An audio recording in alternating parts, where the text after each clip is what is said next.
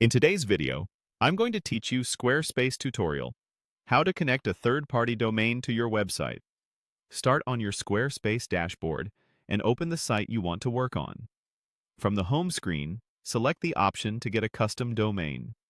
This takes you into Squarespace's domain tools, where you can either purchase a new domain or prepare to connect one you already own. On the next page, choose Get a domain to open the domain search and setup area.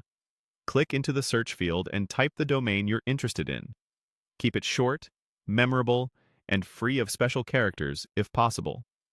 When the matching result appears, select it to review availability and options.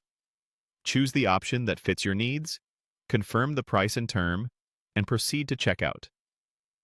Click Checkout, review the summary, and select Save and Continue. You'll be prompted to enter registrant information for the domain. Provide accurate legal details so you can manage and renew the domain without issues. If the domain is for a business, include the organization name where requested.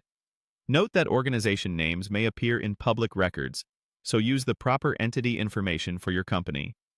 Continue through the registration section to confirm.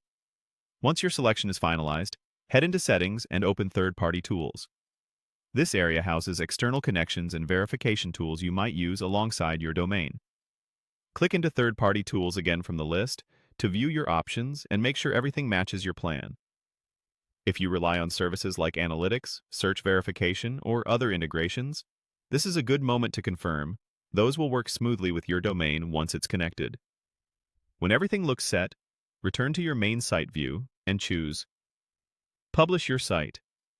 Publishing ensures your site is ready to load at the domain as soon as the connection activates. A few quick pointers as you wrap up.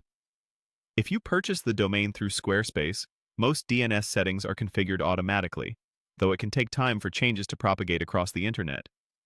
If you're connecting a domain from another provider, you'll still manage it from the same domains area in Settings and follow your registrar's instructions for updating DNS.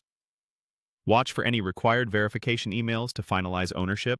Allow time for SSL certificates to issue, and expect the connection to stabilize within a few hours.